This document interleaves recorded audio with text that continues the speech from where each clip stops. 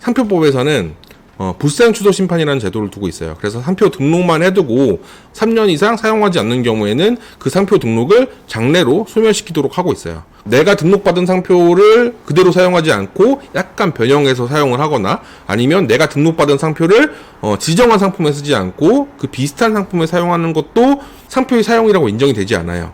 그리고 내가 사용할 상표를 그대로 상표 등록 받아야 되는 이유가 또 있는데, 상표 침해 소송에서는 침해 금지와 손해배상을 청구하게 되거든요.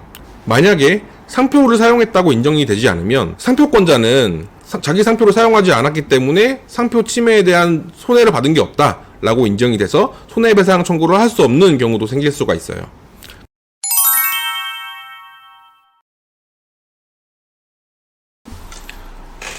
안녕하세요. 사실은 제가 오늘 부상을 좀 당했어요. 좀 목이 지금 약간 뻐근한데, 어제 오늘 눈이 좀 많이 내렸거든요. 그런데 집 앞에서 이제 핸드폰을 이렇게 보면서 가방을 메고 이렇게 출근을 하다가 빙판을 제가 좀 제대로 안 보고 뒤로 넘어졌어요. 그런데 가방에는 제가 사용하는 이 노트북이 있었어요. 그래서 이 노트북 망가진 거 아니야? 이렇게 생각하고 바로 노트북을 꺼내서 켜봤어요. 그런데 멀쩡한 거예요. 이 노트북이 뭐냐? 싱크패드. 미 국방성 내구성 테스트로 완료한 제품.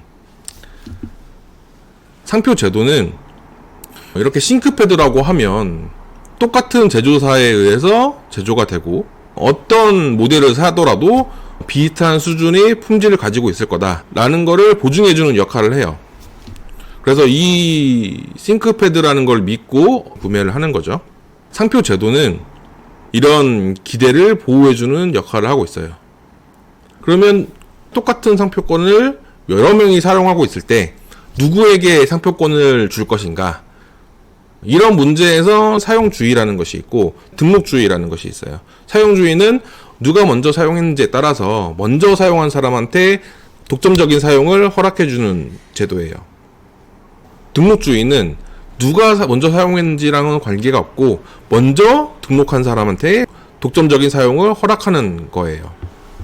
우리나라의 경우에는 등록주의를 채택하고 있어요. 다만 이런 등록주의를 고수하게 되면 먼저 사용한 사람이 있는데 등록을 하고 상표권을 행사하는 경우가 있겠죠. 그래서 상표권은 이런 등록주의를 취하면서도 어떤 사용주의적 요소를 가미하는 그런 형태를 취하고 있어요.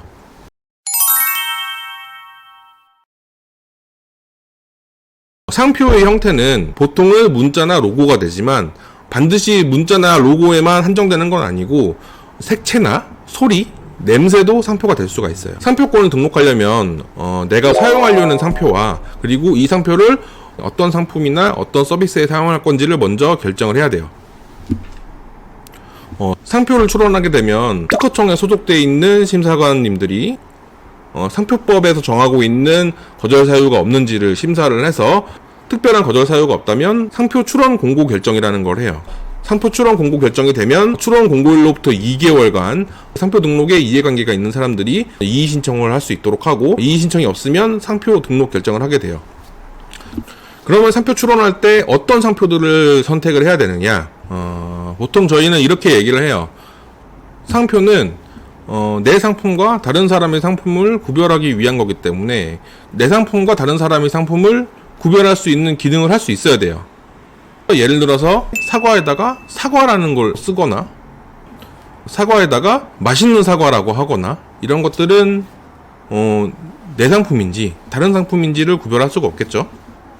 그런데 애플이라는 기존에 있던 단어를 스마트폰에 사용한다던가 아니면 기존에 아예 없던 단어를 선택하거나, 이런 경우에는 내 상품과 다른 사람의 상품을 쉽게 구별할 수 있겠죠.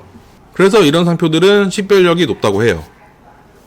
상표 출원을 할 때 가장 많이 보는 것이 먼저 출원된 상표가 있는지를 봐요. 그래서 이 상표 자체에 어떤 거절 이유가 없고 먼저 출원된 상표와의 관계에서 거절 이유가 없다면 저희는 상표 출원을 하자, 이렇게 제안을 드려요. 상표 출원에 대한 심사 결과를 받아보면 상표 자체에 식별력이 없다라는 요건은 의뢰를 받을 때 검토하는 과정에서 거의 걸러지고요. 먼저 출원되거나 아니면 등록된 상표가 있어서 등록이 될 수 없다 라는 거절 이유가 대부분이에요. 그러면 저희는 심사관님, 우리 상표랑 먼저 등록된 상표는 유사하지 않습니다. 우리 상표 출원의 상품은 비슷하지 않습니다. 그런 의견서를 제출해서 대응을 해요. 예를 들어서 좋은 엄마 프로젝트라는 상표를 출원했더니 앞에 프로젝트라는 상표가 있었던 거예요. 그런데 이 사안에서 법원은 앞에 등록된 상표는 프로젝트라고 읽히지만 뒤에 출원된 상표는 프로젝트만으로 인식되는 게 아니라 좋은 엄마 프로젝트라고 일체적으로 인식되기 때문에 비슷하지 않다라고 판정을 한 사례가 있어요. 그리고 상표는 유사한데 앞에 상표는 고추를 지정 상품으로 하고 있고 뒤에는 고춧가루와 고추장 이런 사례가 있었어요. 그런데 이 사안에서 법원은 고추랑 고춧가루는 고추를 단순히 빻기만 해가지고 고춧가루고 나오는 거니까 비슷하지만 고추와 고추장은 원재료 부분에서는 일치를 하지만 고추장은 소금에다가 절여서 가공하고 이런 과정이 더 덧붙여지기 때문에 비유사하다고 판단된 사례가 있어요. 그리고 상표 출원을 해보니까 상표도 유사하고 그리고 상품도 유사한 경우에 그러면 방법이 전혀 없느냐? 상표법에서는 불사용 취소 심판이라는 제도를 두고 있어요. 그래서 상표 등록만 해두고 국내에서 특별한 사유 없이 3년 이상 사용하지 않는 경우에는 그 상표 등록을 장래로 소멸시키도록 하고 있어요. 그래서 출원을 했는데 그 이전에 선등록 상표가 있다고 하더라도 사용되지 않는 상표라고 한다면 불사용 취소 심판을 청구해서 그 상표를 취소시켜서 상표 등록을 받는 경우도 있어요. 보통 상표 등록을 하시는 시점은 사업을 본격적으로 시작하시기 전에 사업 시작할 걸 대비해서 등록을 받아두는 경우가 대부분이세요. 상표 등록은 고딕체 같은 평범한 서체로 출원을 했다가 나중에 사업화하면서 로고를 더하고 도안화를 해서 이렇게 사용하시는 경우가 있으세요. 나중에 사용할 상표 그대로 상표 등록을 하셔라 이렇게 저는 권고를 드려요. 상표법에서는 불사용 취소 심판이라는 제도를 두고 있어요. 그래서 상표 등록만 해두고 국내에서 특별한 사유 없이 3년 이상 사용하지 않는 경우에는 그 상표 등록을 장래로 소멸시키도록 하고 있어요. 내가 등록받은 상표를 그대로 사용하지 않고 약간 변형해서 사용을 하거나 그 비슷한 상품을 사용하는 것도 상표의 사용이라고 인정이 되지 않아요. 그리고 내가 사용할 상표를 그대로 상표 등록 받아야 되는 이유가 또 있는데 상표 침해 소송에서는 침해 금지와 손해배상을 청구하게 되거든요. 그런데 손해배상을 청구하려면 기본적으로 손해가 발생을 했느냐, 손해가 발생했다고 하면 손해액은 어느 정도냐 이렇게 2단계로 심리가 되는데요. 만약에 상표를 사용했다고 인정이 되지 않으면 상표권자는 자기 상표를 사용하지 않았기 때문에 상표 침해에 대한 손해를 받은 게 없다 라고 인정이 돼서 손해배상 청구를 할 수 없는 경우도 생길 수가 있어요. 그렇기 때문에 상표는 자기가 나중에 사용할 상표 그대로 자기가 사용할 상품에 등록받는 것이 가장 좋다고 볼 수가 있어요. 상표가 등록되면 상표를 등록받은 사람만 독점적으로 그 상표를 쓸 수 있고 상표권자에게 허락을 받지 않은 사람은 그 상표와 비슷한 상표나 비슷한 상품, 서비스에 사용을 할 수가 없어요. 그 상표를 사용해서 만들어진 제품이 있으면 다 폐기를 해야 되고요. 그리고 앞으로는 이 상표를 이 상품에 써서는 안 된다 이런 명령을 받게 돼요. 여태까지 상표권을 침해해서 발생한 이익에 대해서는 또 상표권자에게 손해배상을 해줘야 돼요. 보통은 상표권자로부터 상표 침해 중지 요청이라는 내용 증명을 받게 되는데 그 내용 증명을 받고 나서도 별다른 조치 없이 계속 등록돼 있는 상표를 사용하게 되면 형사적으로 처벌될 수도 있어요.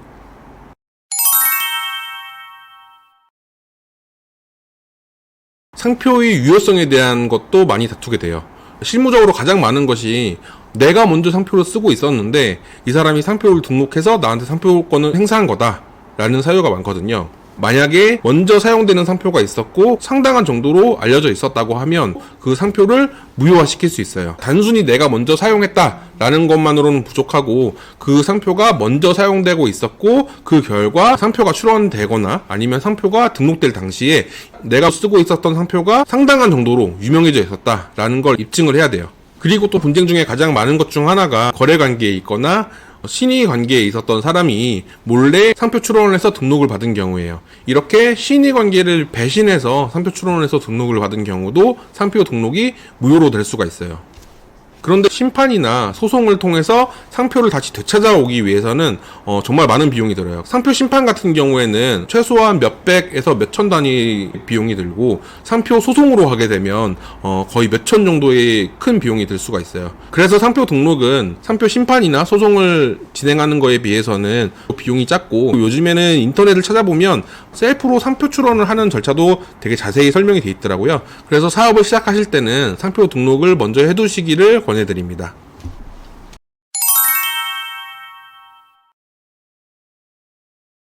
상표 등록을 해두지 않다고 하더라도 보호가 되는 경우가 있습니다. 부정경쟁방지법에서는 이미 유명해져 있는 상표나 영업표지를 무단으로 사용해서 혼동을 하게 하는 행위를 부정경쟁 행위로 규정을 하고 있어요. 그런데 이런 보호를 받기 위해서는 굉장히 유명한 상표여야 돼요. 주지상표이거나 저명상표로는 되어야지만 부정경쟁방지법에 의한 보호를 받을 수 있어요. 주지라는 것은 대부분의 수요자들에게 알려져 있다는 거, 저명상표라는 것은 그 상품이 아니라 다른 상품에 관한 수요자들에게도 알려져 있는 것을 얘기해요. 그래서 실무적으로는 주지상표나 저명상표로 인정받기는 쉽지가 않아요. 최근에 좀 이슈가 됐던 것 같은데, 프라다의 삼각형 모양 안에다가 치킨 모양을 넣고 프라다의 로고와 비슷하게 만들어서 상표 출원을 했어요. 그런데 특허청은 이 프라다의 로고를 변형한 형태의 로고 상표는 등록을 거절했지만, 문자로만 된 상표는 상표 등록을 허가를 해준 것 같아요. 프라다게라는 문자만 등록됐는데도 사용을 할 때 프라다의 로고를 변형한 형태의 로고를 사용하면 부정 사용으로 인한 상표 등록 취소 심판의 대상이 될 수가 있고요. 우리 명성과 신용이 손상되었다라는 이유로 저명상표 희석화 행위에는 해당될 수 있을 것 같아요. 돈 많이 들기 전에 상표 등록을 하셔라, 이렇게 말씀드릴 수 있을 것 같습니다.